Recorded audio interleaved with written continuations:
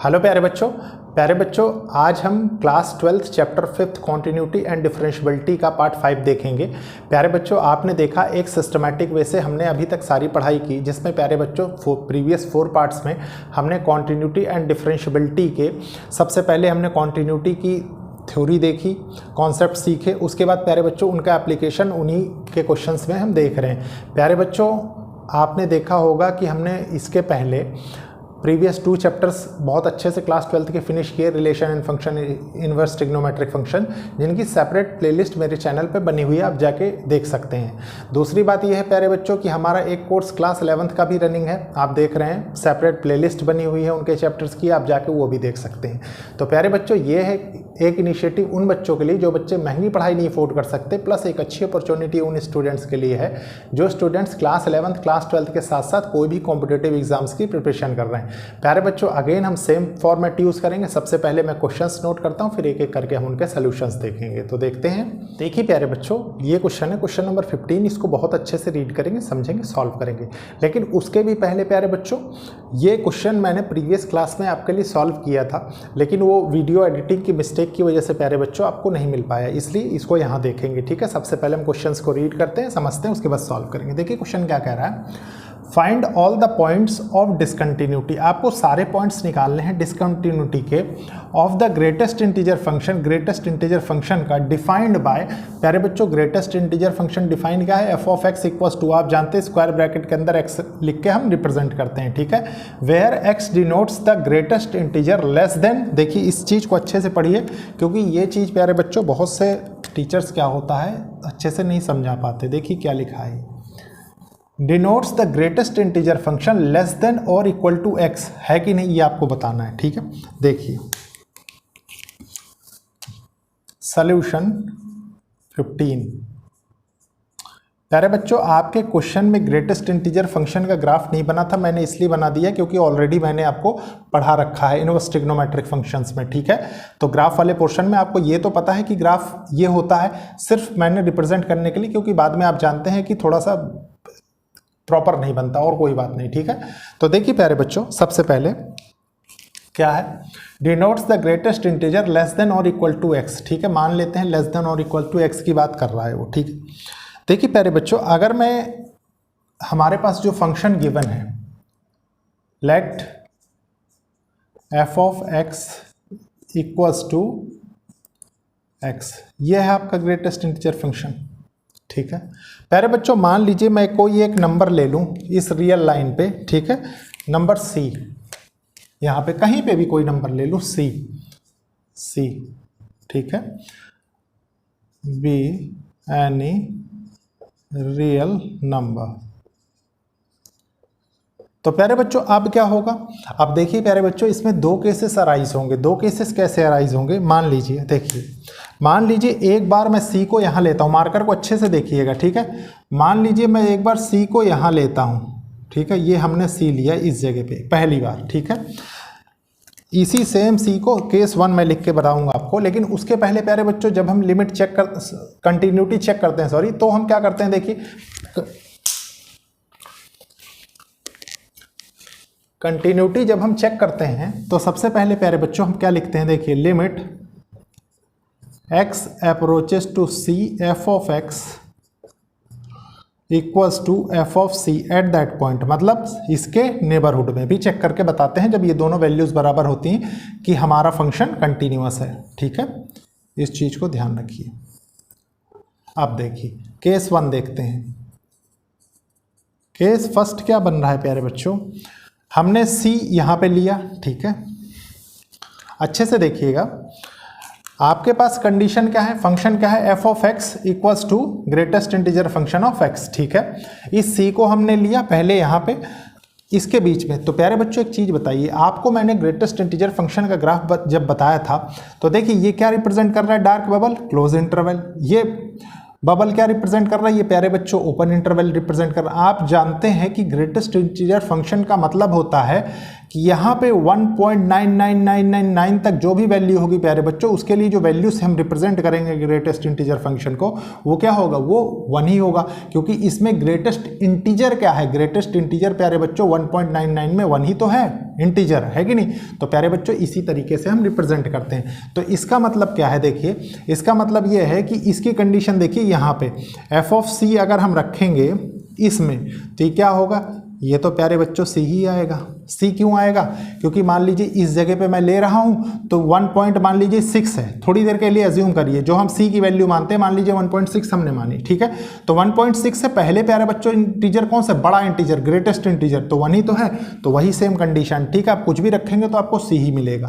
फिर देखिए next condition क्या, ये वाली कंडीशन चेक कर लेते हैं। Limit x approaches to c f of x, ठीक है।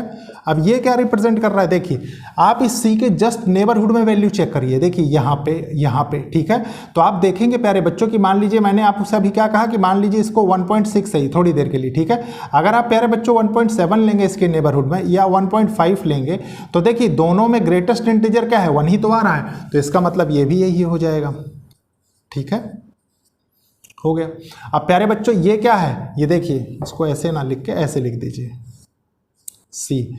तो देखिए ये दोनों बराबर हो गए ना, ये दोनों बराबर हो गए प्यारे बच्चों। तो जब सी बिटवीन एनी टू इंटीजर्स आप लेंगे तो प्यारे बच्चों ये क्या होगा, व्हेन, आप लिख लीजिए, when any real number taken between two integers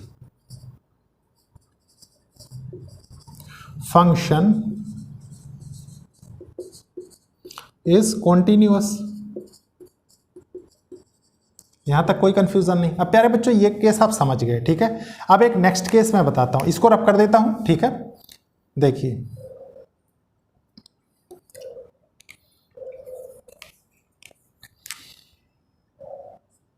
अब मान लीजिए प्यारे बच्चों हमने अब जो सी लिया, ठीक है, केस 2,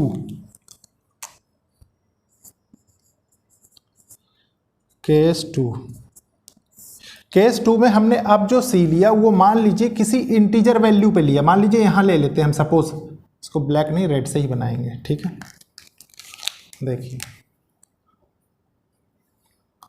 मान लीजिए यहां पे लिया इस जगह पे, ठीक है, ये हमने लिया सी, इसको थोड़ी देर सी समझिए। तो प्यारे बच्चों अगर इंटीजर पे ही कोई वैल्यू ले रहे हैं हम, मतलब एट ए पॉइंट ले रहे हैं, तो हमारा क्या होगा, तब तो कोई दिक्कत ही नहीं, हमारा ये डायरेक्टली आ जाएगा F of C equals to greatest integer function of C. लेकिन प्यारे बच्चों कंडीशन तो अब फंसती है ना, देखिए limit x approaches to c f of x. अब जब इसके नेबरहुड में लेंगे तो क्या होगा, देखिए अब आप गौर करिए, अगर मान लीजिए इसके राइट हैंड लिमिट में मैं वैल्यू लेता हूं तो मान लीजिए 2.1 मैंने लिया, ठीक है, और प्यारे बच्चों लेफ्ट हैंड लिमिट में लेता हूं तो 1.9 लूंगा, है कि नहीं। तो प्यारे बच्चों अगर मैं मान लीजिए, देखिए अगर मैं इसके राइट हैंड में लेता हूं तो वैल्यू तो मुझे सी मिलेगी, मतलब ये मान लीजिए है आपका C.1 वैसे कोई वैल्यू एग्जिस्टिंग नहीं होती, लेकिन आप समझिए, ठीक है, 2 लिया है मैंने समझाने के लिए इसलिए बता रहा हूं। C.1 और 2.1, ठीक है, लिया तो वैल्यू आपको 2 ही मिलेगी, सी ही मिलेगी, ठीक है, क्योंकि ग्रेटेस्ट इंटीजर इधर से इधर क्या होगा, 2 ही तो हो रहा है। लेकिन प्यारे बच्चों अगर आप ये ग्रेटेस्ट इंटीजर सी लेफ्ट हैंड लिमिट में लेते हैं तो आप क्या देखेंगे कि ये इसके पहले जो ये नंबर होगा ये C-1 होगा ना, तो प्यारे बच्चों इसकी जो लिमिट आ जाएगी यहाँ से वो क्या आएगी, वो आ जाएगी C-1, ठीक है, क्योंकि आप जानते हैं कि ग्रेटेस्ट इंटीजर में बड़ा इंटीजर इधर क्या होगा, बड़ा इंटीजर C-1 ही तो होगा अगर एक आप इंटीजर माइनस कर देंगे उसमें से। तो आप ये देखिए कि फंक्शन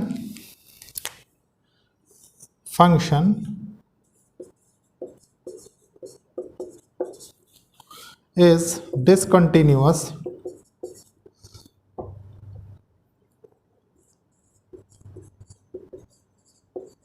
व्हेन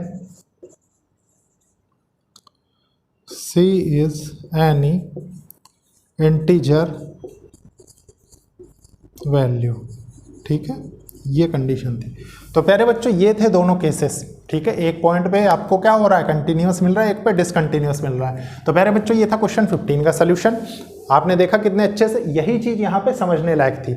अब प्यारे बच्चों इसके बाद हम देखेंगे जो इस चैप्टर में हमको अलजेब्रा यूज़ करनी है, ठीक है। तो सबसे पहले मैं इसको रद्द कर देता हूँ, फिर एक एक पॉइंट मैं आपको नोट करके समझाता हूँ। देखिए प्यारे बच्चों अलजेब्रा ऑफ कॉन्टिन्यूअस फंक्शंस अब हम देखेंगे, ठीक है। सबसे पहले देखते हैं थ्योरम क्या है। Suppose f and g be two real functions continuous at a real number c. प्यारे बच्चों, दो रियल फंक्शंस हैं, ठीक है, एफ एंड जी, और वो कॉन्टिन्यूअस हैं at any real number c पे, ठीक है।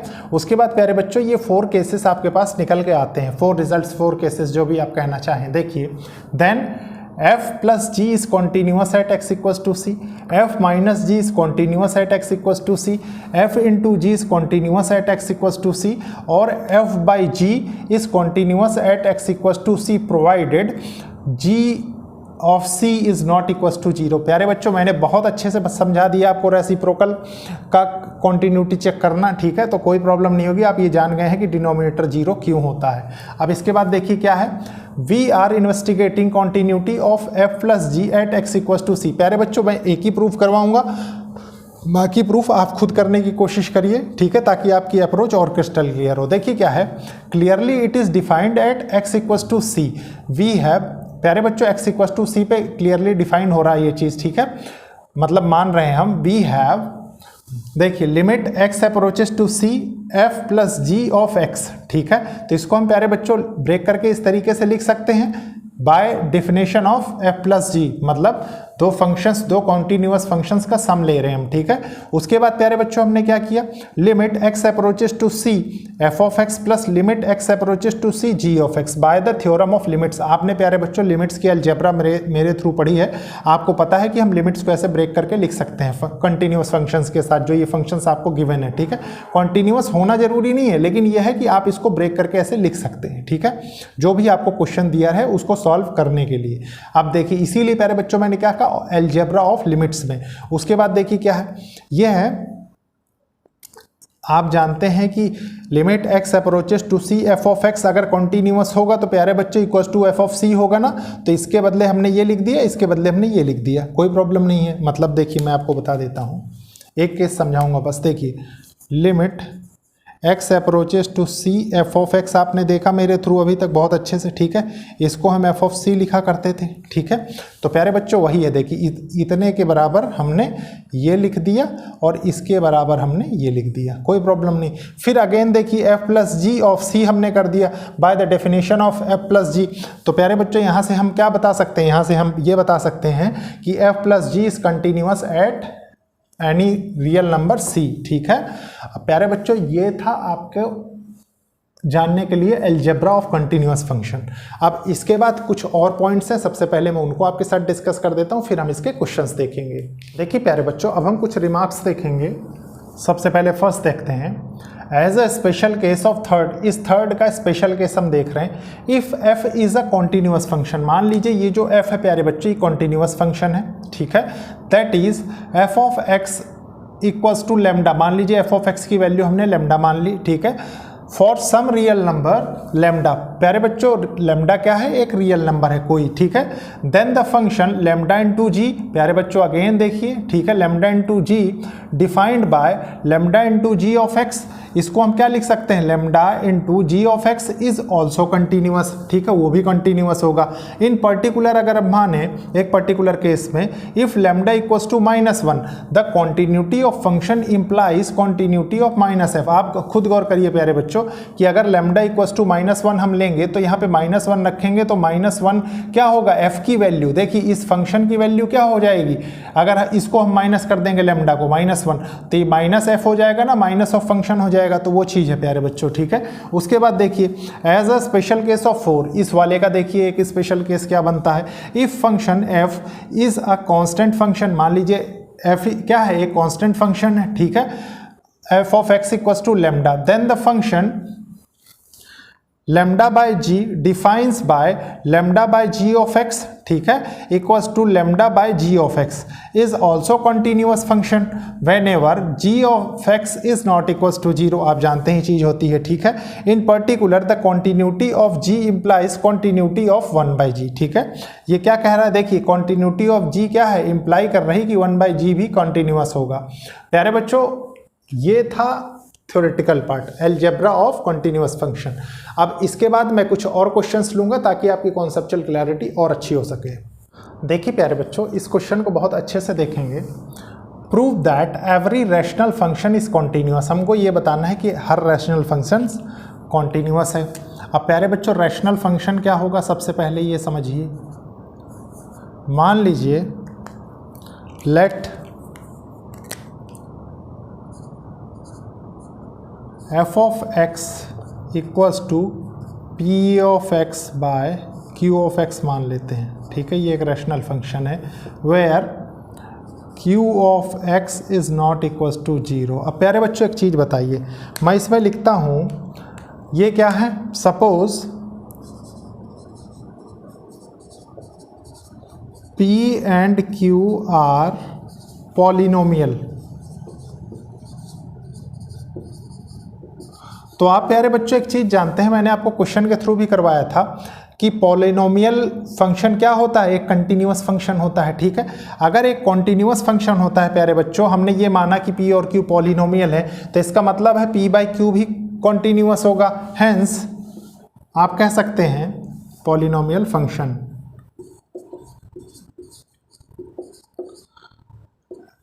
And we know that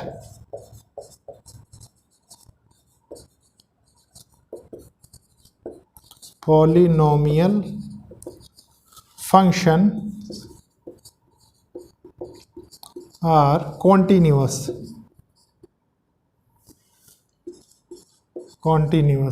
So only कौन सी कंडीशन है, प्रोवाइडेड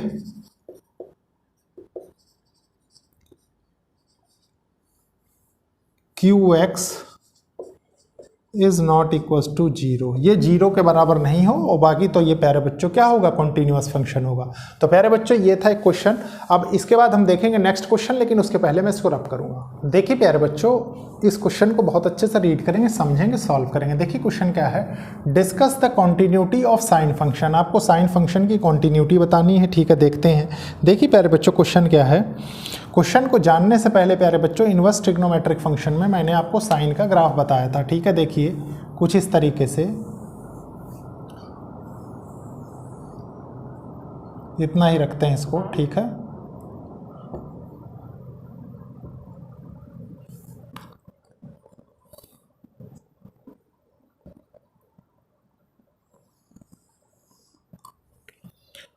प्यारे बच्चों देखिए, आप जानते थे ये 0 होता था, ये पाई बाई 2 होता था, ये पाई होता था, इसको हम 3 पाई बाई 2 से रिप्रेजेंट करते थे, और ये 2 पाई होता था। ये कंप्लीट साइकिल होती थी, ठीक है। ये हमारा +1 होता था, ये हमारा -1 होता था। इतना आप समझते हैं, ठीक है। ये अगेन देखिए क्या है, -पाई बाई 2, -पाई, -3 पाई बाई 2, -पाई। इतना आप समझते हैं प्यारे बच्चों, ठीक है। अब देखिए इस पॉइंट पे साइन 0 पे साइन की वैल्यू क्या होती थी, मतलब एट ए पॉइंट, ठीक है। हम चेक कर रहे हैं, देखिए यही चीज़ समझना था आपको, क्योंकि लिमिट जो हमने सीखा कॉन्टिन्यूटी क्या है, पॉइंट फंक्शन है, ठीक है। तो देखिए सॉल्यूशन 17 का पर्टिकुलर इस पॉइंट पे, ठीक है। तो देखिए क्या होगा, limit x approaches to 0 sine x का ग्राफ है, तो आपको वैल्यू क्या मिलती थी, 0 मिलती थी। साइन x साइन 0 हो जाता था, ठीक है। इतना आप जानते हैं।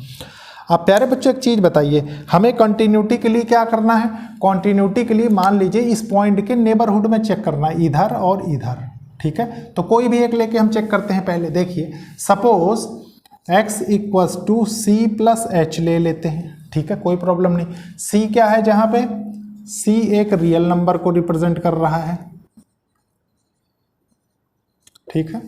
और प्यारे बच्चों एक चीज बताइए, अगर ये x c की तरफ अप्रोच करेगा, ठीक है, x अगर c की तरफ अप्रोच करता है, c नहीं हो रहा है, c की तरफ अप्रोच कर रहा है, तो h कहाँ अप्रोच करेगा, h 0 हो जाएगा, ठीक है। मतलब लिमिट आपकी क्या चेंज होके हो जाएगी, इस क्वेश्चन में लिमिट हो जाएगी प्यारे बच्चों, limit h approaches to 0 sine x क्या है, c प्लस h हमने मान लिया है, तो ये c प्लस h हो जाएगा, ठीक है। और प्यारे बच्चों इतना आपने कर लिया तो इसके बाद क्या करना है, बस इसको ओपन करके सॉल्व करना है। देखते हैं, देखिए क्या होगा। ये हो जाएगा limit h approaches to 0 sine c into cos h plus cos c into sine h।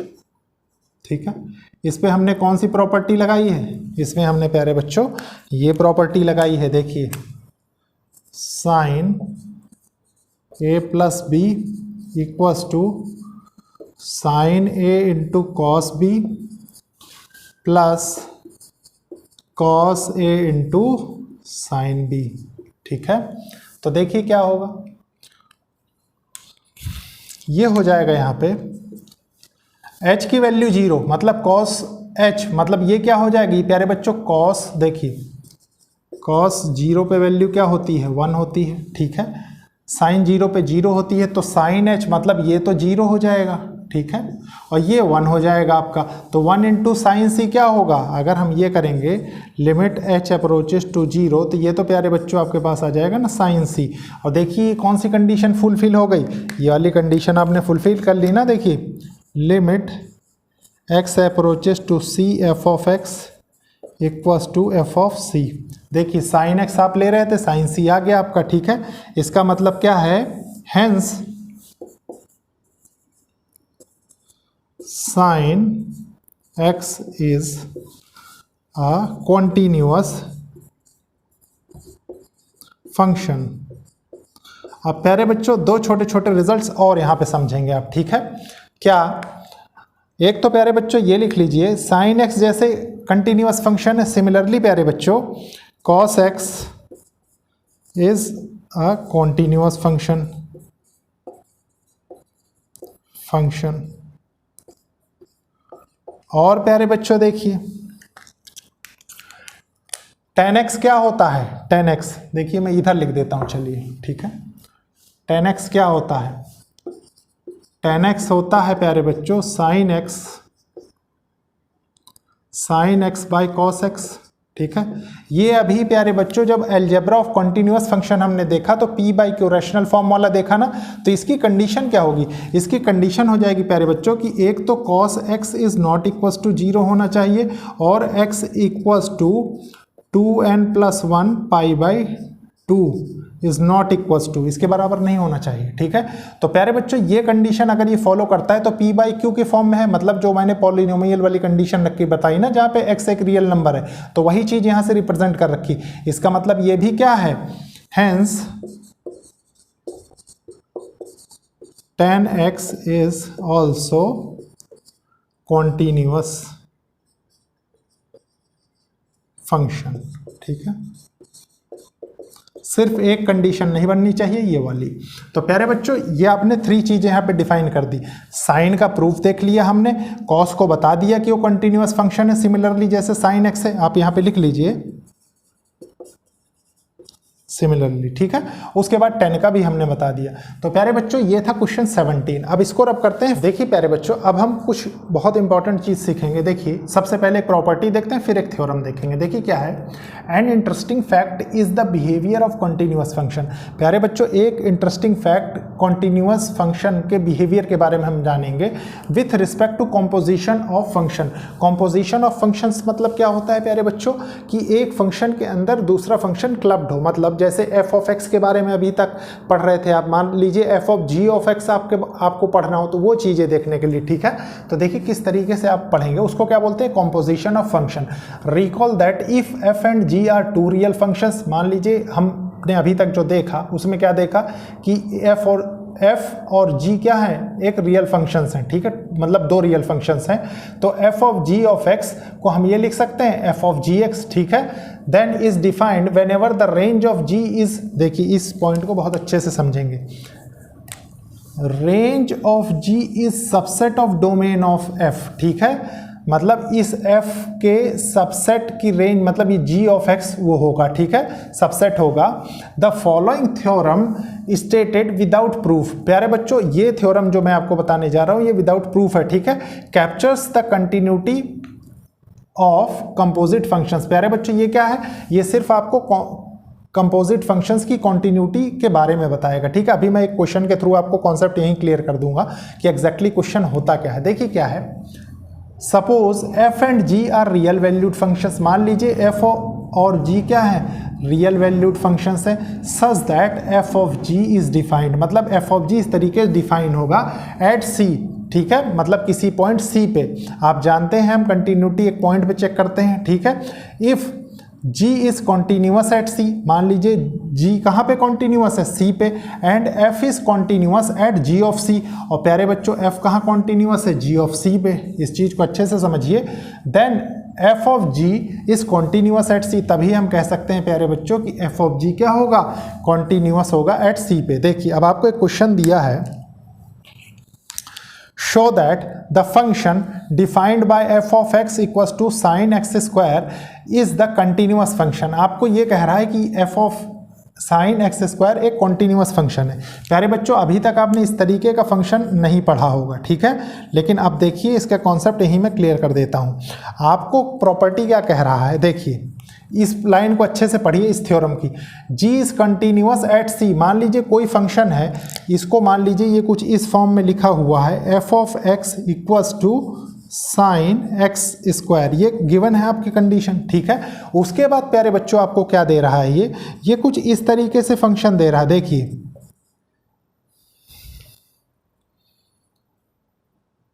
h of g मान लीजिए, ठीक है, h of g of x, तो इसको आप क्या लिख सकते हैं, इसको आप ये लिख सकते हैं ना, देखिए h of g of x। ठीक है, ये देखिए इस स्टेटमेंट में आपने चेंज कर दिया इसको। यहाँ पे मतलब क्या है प्यारे बच्चों, देखिए यहाँ पे मतलब ये है कि g एट c मतलब gx क्या है आपके पास, gx आपके पास है x स्क्वायर। ठीक है, और h ऑफ gx मतलब h ऑफ gx लिख लीजिए या h ऑफ x लिख लीजिए। ठीक है, ये क्या है, ये मान लीजिए sin x हो गया। इस टोटल को मैंने x से रिप्रेजेंट किया है यहाँ पे, ठीक है, क्योंकि टोटल फंक्शन x में हो रहा है और कोई बात नहीं। ठीक है, और प्यारे बच्चों अभी प्रीवियस एग्जाम्पल जो आपने देखा मेरे थ्रू, उसमें क्या देखा कि sin x कंटिन्यूअस है, और पहले मैंने ये भी बताया कि ये भी कंटिन्यूअस है। और प्यारे बच्चों अगर ये मतलब एग्जाम्पल के थ्रू मैंने इसको भी बताया था, और प्यारे बच्चों अगर ये दोनों कंटिन्यूअस हैं तो आप क्या कह सकते हैं, hence h of g of x equals to h of g of x is a continuous function। अभी जस्ट प्यारे बच्चों इसके पहले मैंने वही चीज़ बताई कि sin x क्या है, कॉन्टिन्यूअस फंक्शन है जिसको हमने जीरो पे चेक किया। ठीक है, इसको भी प्यारे बच्चों हमने पहले प्रीवियस क्लासेस में कर रखा है, तो आप ये चीज़ जानते हैं, क्योंकि देखिए पॉलिनोमियल फंक्शन आपने मेरे थ्रू बहुत अच्छे से पढ़ा। ठीक है, तो आपको कोई कन्फ्यूजन नहीं होनी चाहिए। अब प्यारे बच्चों ये था, एक और क्वेश्चन आज देखेंगे, उसके बाद ये लेक्चर एंड करेंगे। देखिए प्यारे बच्चों ये क्वेश्चन है, इस क्वेश्चन को बहुत अच्छे से रीड करेंगे, यहीं पर थोड़ा सा एनालिसिस भी करेंगे। ठीक है, देखिए प्यारे बच्चों क्वेश्चन क्या कह रहा है। Question number 20, show that the function f defined by.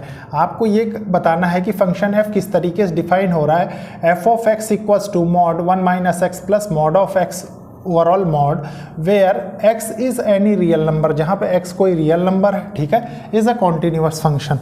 प्यारे बच्चों एक चीज़ बताइए थोड़ा सा इस क्वेश्चन को देख के कि ये फंक्शन कॉम्बिनेशन है किस किस चीज़ का। देखिए ये फंक्शन है प्यारे बच्चों पॉलिनोमियल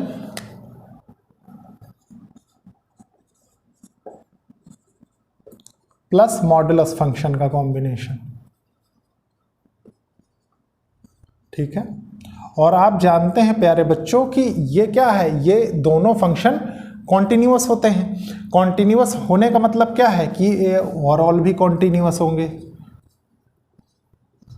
ठीक है, देखिए लेकिन इसको हमें प्रूफ करना है ना, प्रूफ कैसे करना है, कंपोजिशन ऑफ फंक्शन से। तो बाय, देखिए बाय नहीं लिखेंगे, सबसे पहले क्वेश्चन नोट कर लेते हैं। देखिए f of x equals to 1 minus x plus mod x का ओवरऑल मॉड। ठीक है, बाय कॉम्पोजिशन ऑफ फंक्शंस।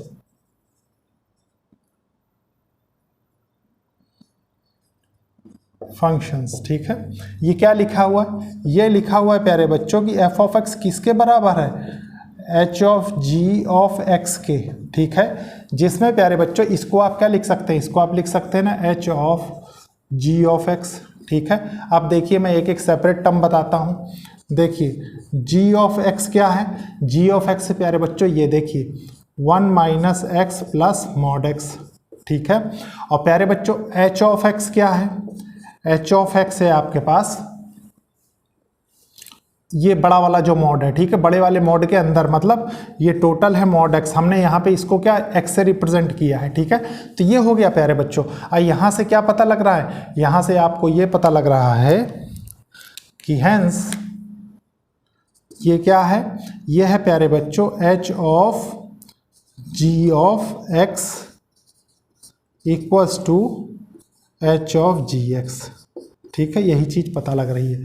तो ये क्या है, आप कह सकते हैं हेंस